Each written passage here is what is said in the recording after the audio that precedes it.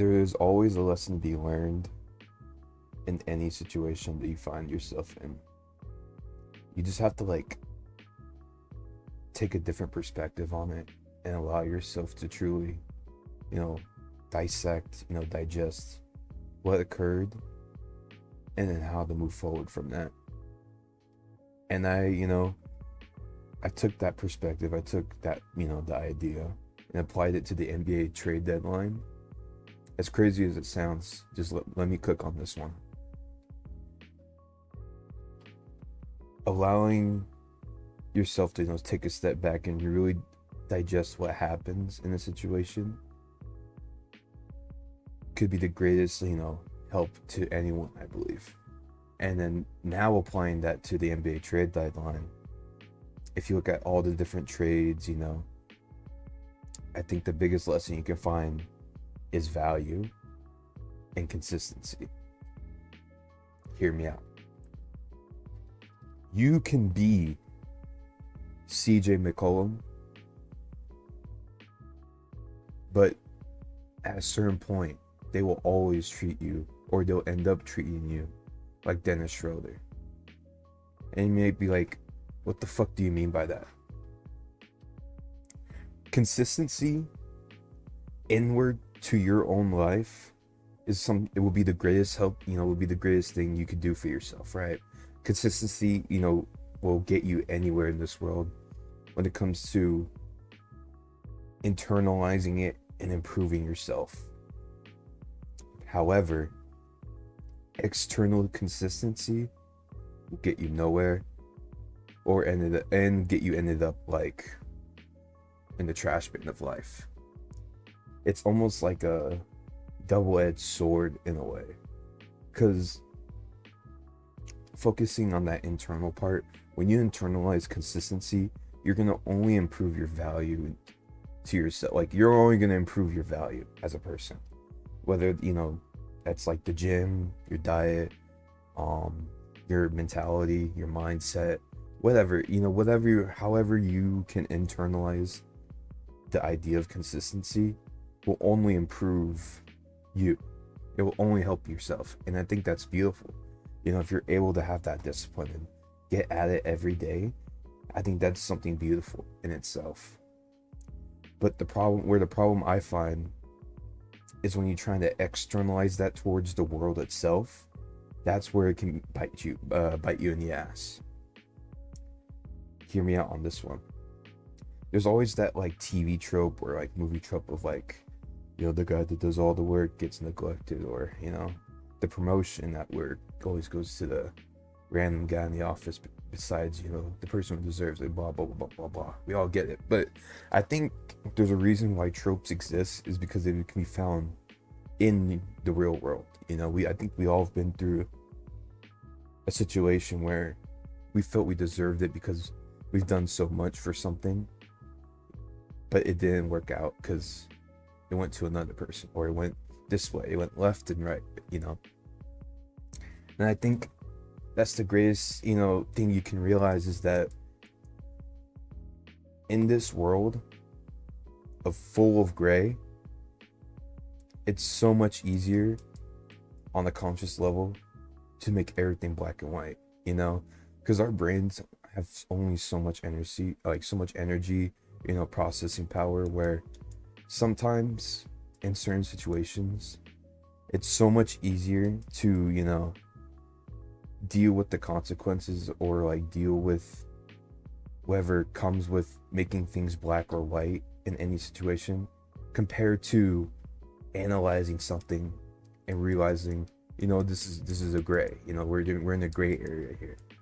With that in mind, I think, going back to the overall arching idea, if you put the idea of consistency in like a workplace setting, if you're always at like a level that's like maybe above average or somewhat just like in the middle, but like you're in motion, you're getting things done, the only problem is it's just not exciting. It's not eye-catching, it's not exhilarating, it's not like, oh wow, he's doing this. And then even to a certain degree, doing worse than what you're currently at, like that middle mark, can be better for you, because it allows you, to like allows others to help like give you advice, offer their help, or even give solutions on how to do better in general. I'm not saying doing worse, at work is better than, being at what you're currently doing, but I'm just saying like, I don't know, like analytic, like on a thinking level, I'm just kind of rambling here, but on a thinking level, it can be.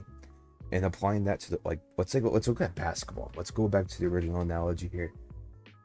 CJ McCollum is dropping what for his entire career, like before, like after his first 2 seasons, he was dropping 20 points. He was averaging 20 points a game. He was a solid second option. He was averaging, 5 assists. I have the stats pulled up. Give me a second here. Yeah, 5 assists. Consistent four assists. This is a consistent basketball player. This is someone you can somewhat rely on to be that second option, or third option depending on the team. But this is someone you want on your team. Of recent, he's been kind of injury prone, but he's getting older. But then you look at like Dennis Schroder, like being that CJ McCollum.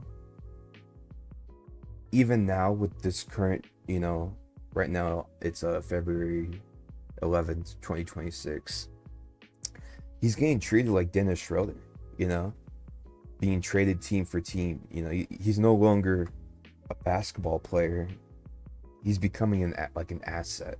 He's becoming, it's no longer the times of like where that came, like in today's game, averaging 20 points is nothing. If you average 20 points, you're like thought of like you might become an all-star, you might be the reserve, like the all-star reserves, if anything. As opposed to back then, 20 points a game, like if someone was averaging 20 points, that's a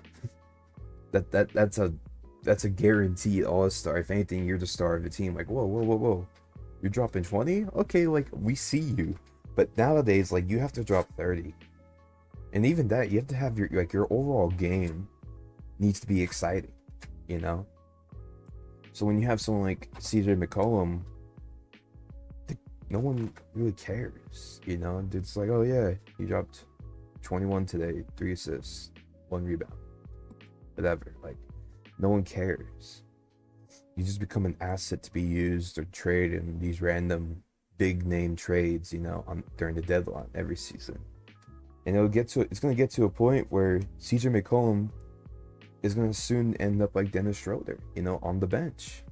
It's just bound to happen, I'm not saying now, but in a figurative sense in the future.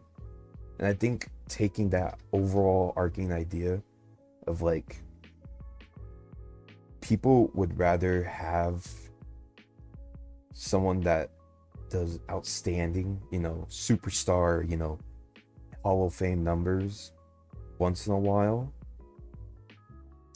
than the consistent 20 not 20 bombs, but 20 points a game. People would rather have, that opportunity, that chance of like, oh shit, he might drop 50, comparatively to someone who can give you 20 a night. And that's just kind of the state of the world that we're in, Can you drop 50, a 50-point triple-double?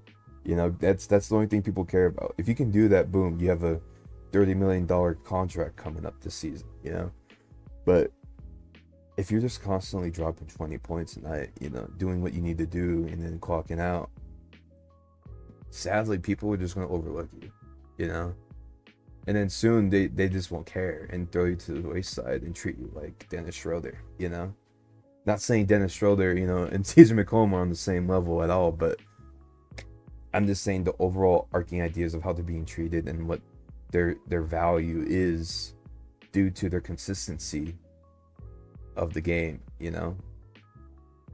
And then I think you can apply that not even just towards like work, but like also like interpersonal relationships as well. Because there's always that thing, like people say, like if you're a consistent, force in your fan group or this or that and the other, you're gonna be treated right. You're gonna be you're gonna be happy, you're gonna have great friends. But I think an idea to go that would oppose that, people would rather have that excitement, you know, because sometimes people's lives are just so dull that they don't value that 20-point scorer of a friend comparatively to someone who's like, oh shit, you know, like once in a while, like maybe like once a month or once a week, like, oh shit, you know, he's dropping 50 triple double, you know, we're doing this, you know, that someone that like it's not reliable, but like,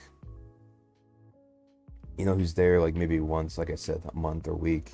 But when you hang out with them, it feels like a movie. It feels like an opera house, you know, it's a whole fucking flick. But after, it's you realize he's not really the most reliable individual, you know. But people would preferably, in that sense, I guess that's the overall point. I'm just kind of rambling for the last minute, but the overall point is like people will value that person they see maybe once a week, once a month, who makes them feel like seen or whatever, or just has extremely like large amounts of fun with them for that one time, but who isn't reliable in any sense of the word, comparatively to that person, you know, who will give you those 20 points a game, who's like, who'll be there for you, you know. He might be like on some chill hangout shit, but like it's nothing, like there's no movie, like there's no true like life or death or, you know, exhilarating excitement gonna be had with them.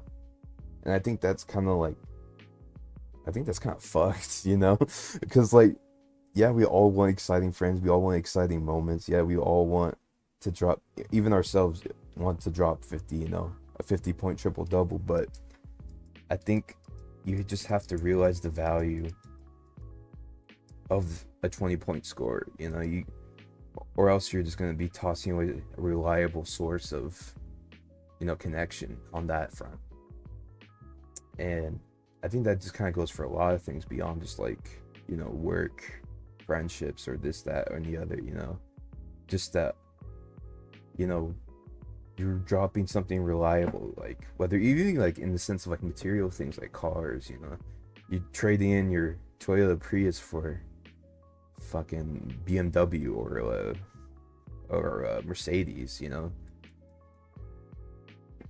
You're trading in something where the value comes from its reliability and its consistency for something that is like eye-catching. That's where its value lies. It's just purely for the aesthetic, you know.